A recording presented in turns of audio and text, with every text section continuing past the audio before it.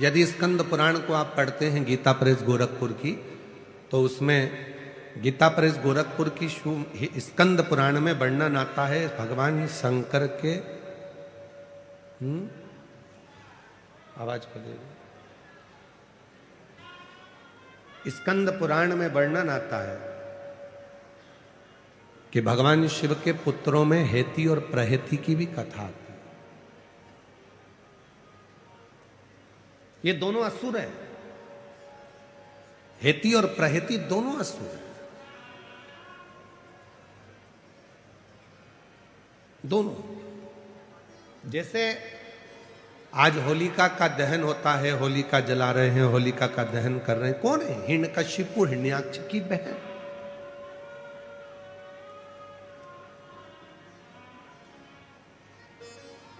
कभी आपने विचार करा कि जब ये राक्षस की बहन थी तो इसकी पूजन करने की जरूरत क्या थी?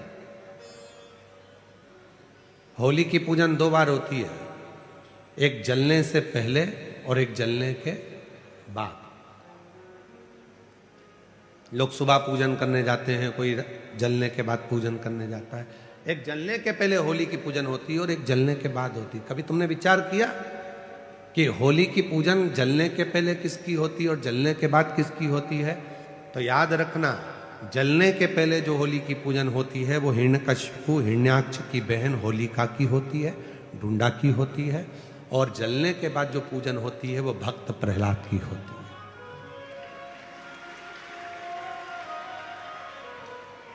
तो हम सनातनी, हम हिंदू, हम सनातन धर्म को धारण करने वाले, हम इस राक्षस की बहन की पूजन क्यों करें? हिरण्यकशिपु की बहन की पूजन क्यों करें? तो शिव महापुराण में चरित्र आता है हिरण्यकशिपु की बहन का। श्रीमद् भागवत में भी चरित्र है, विष्णु पुराण में भी चरित्र है, नरसिंह पुराण में चरित्र है, स्कंद पुराण में चरित्र है। हिरण्यकशिपु की बहन का नाम था ढूंढा। क्या नाम था? जम के बोलो, ढूंढा। इसलिए होली में लकड़ी नहीं जलाते, मोटे मोटे ढूंढ जलाते। मोटे मोटे जो लक्कड़ होते हैं उसको ढूंढ कहा जाता, वो जलाते होली में। लकड़ी नहीं, ढूंढ, मोटे मोटे लक्कड़।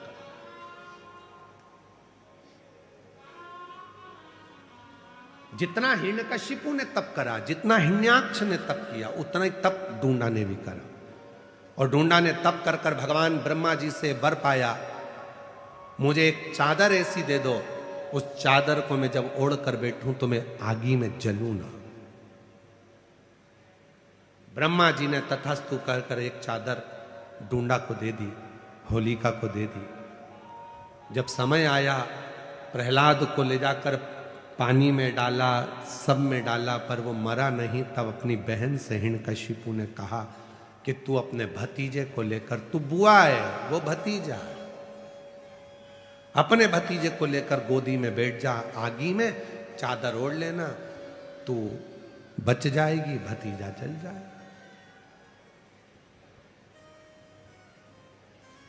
अब ऐसे तो बुआ का नाम बदनाम हो जाता कि बुआ ने भतीजे को आग लगा दी।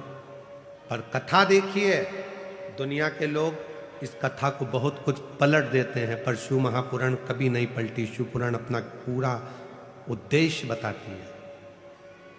चारों तरफ से अग्नि लगी, बुआ बैठ गई चादर ओढ़कर, ढूंढा अपने तन को ढककर, गोदी में प्रहलाद बैठ गया। बुआ को लगा मेरा भतीजा जल जाएगा। जब चारों तरफ से आग तेज होने लगी, भतीजा बुआ के गले लगा, तो बुआ ने अपनी चादर उतारकर अपने भतीजे पे डाल दी, खुद जल गई, अपने भतीजे को बचा लिया। बुआ खुद जल गई, अपने भतीजे को बचा लिया। उस दिन से कहते हैं कि बुआ, शादी में पहले बुआ को बुलाओ, फंक्शन हो तो बुआ को बुलाओ, अच्छा काम हो तो बुआ को बुलाओ, शादी में, ब्याह में, मंगल कार्य में सबसे पहले बुआ को बुलाओ। क्यों? क्योंकि बुआ जिस घर में आती है उस घर में दुआ देती है, बद्दुआ नहीं देती है। बुआ जब मंगल कार्य में, शादी में, विवाह में, फंक्शन में आती है तो उस घर के सारी बुराइयों को बुआ अपनी झोली में भरकर बाहर फेंक देती है और अपने भाई के घर में, अपने मायके में दुआ देती है, सब फलो फूलो उन्नति करो। वो बुआ। अब बताओ, ऐसी बुआ की पूजन करोगे कि नहीं करोगे? जम के तो बोलो। इसीलिए हमारे यहाँ होली जलने से पहले, इसीलिए उसका नाम था डूंडा। मरने से पहले उसने अच्छा काम कर कर भगवान की होली, इसलिए उसका नाम हो गया होली। अच्छा काम कर कर भगवान की होली, तो फिर उसका नाम होली हो गया। और वही होली का, इसलिए जलने से पहले जो पूजन होती है वो बुआ की होती है कि इतनी अच्छी बुआ जिंदगी में कभी नहीं मिल सकती जो खुद जल गई और अपने भतीजे को बचा लिया।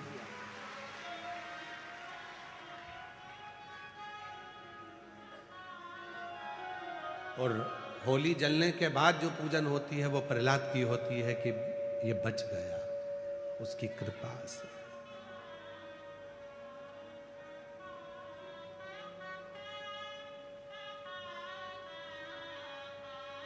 बोला है होली का जो तुम कहे, ये असुर है। जरूरी नहीं कि असुर का दिल नहीं होता। हो सकता है कोई व्यक्ति बहुत गुस्सा करता है, क्रोध करता है, अपशब्द बोलता है, बहुत ज्यादा आड़ा टेढ़ा बोलता है। हो सकता है वो भी बहुत प्रेम करता हो,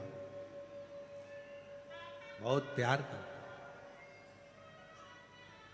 कभी कभी प्यार में भी क्रोध आ जाता है। जिसको बहुत चाहो और वो सुनता नहीं ना, तो फिर गुस्सा आ जाता है।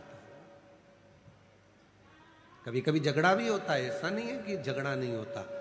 आपका अपनी पत्नी से होता होगा, पत्नी का पति से होता होगा, बच्चों का भी होता है, बहन भाई से। पर कभी कभी शंकर का जो भक्त होता है ना, वो भी महादेव से झगड़ा कर लेता है।